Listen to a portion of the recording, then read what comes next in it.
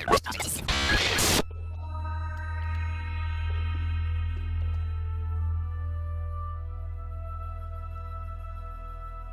Brittni Brinn. I'm the author of The Patch Project, and I'm going to be reading from Chapter 9 called Crack. Bone-sick weary, with split souls and worn-through faces, 2 walking ghosts collapsed next to a dilapidated shack, too many times fooled by hallucinations to believe it was really there. Looks so real. Pino's voice cracked and sputtered. They had been days without drink since happening upon an abandoned truck with a half-empty six-pack in the back seat, and those cans had drained fast. "Can we go in?" Pino asked, crawling over to Miller and collapsing into his lap. "There will be something nice in the cupboards. I'm sure there will be something nice." "This is all just a dream," he said, absently running his hand along her back. "It's always been a dream. Go if you want to. It's not real." It was agony picking herself off his legs, crawling on her hands and knees towards the unhinged door. There were white lines and cracks in her arms, her flesh covered in calluses and flaking pieces of dead skin. It hurt to move.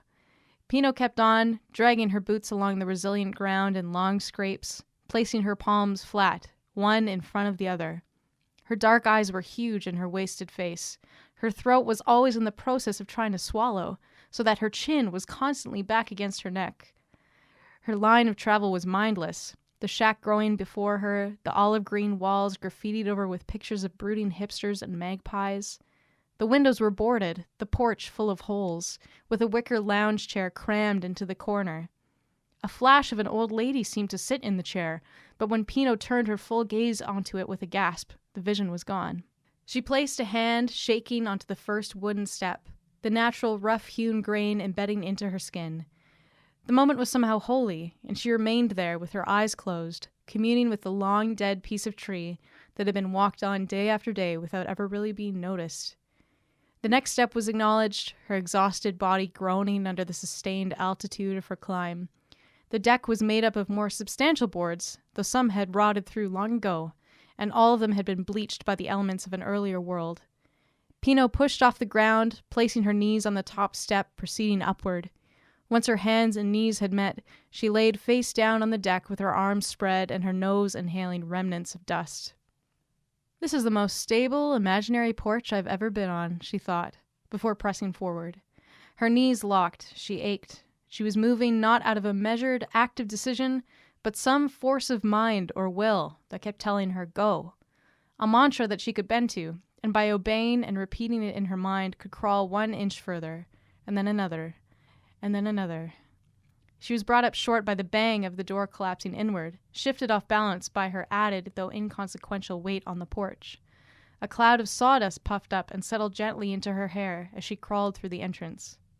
Smooth and bare, the concrete floor was cool under her hands. Piles of sawdust were left around the room, stacks of lumber against the walls. A workshop bench with a rusted metal toolbox and empty coffee cups, stacks of unopened envelopes, and a handsaw.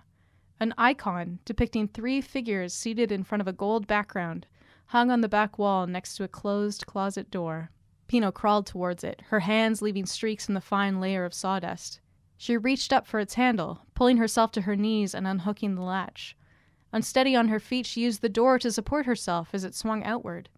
Inside the closet was a top shelf packed with drooling paint cans, a ball chain swinging from a cobweb light bulb, and from the clothes hangers. "Hell yes," Pino whispered. Before her was by far the best part of the mirage so far. She grabbed a handful of the stuff and stumbled madly out of the shack, holding the strips of dried jerky up to Miller as if offering a sacrifice. "Where did you get that?" he asked, gaping. "It was a closet, not a cupboard," she allowed, throwing one into his lap. In a burst of energy, she ripped out a piece with her teeth, chewing with open lips. Miller, too, fell to eating. Never had he seemed so wolfish in Pino's eyes as he tore into the dried-out meat. "Salty," he said, picking a bite out of his teeth. "Is there anything else in there?" "You won't believe it," Pino shook her head, pulling him up. "It's stocked, like a bomb shelter or something." They staggered up the steps, hurrying onto their plot of plenty, barely registering, their cracked feet oozing in their boots. Miller went to his knees in the doorway of the closet, swinging his pack onto the floor next to him. "Settle in," he directed. "We'll be staying for a while."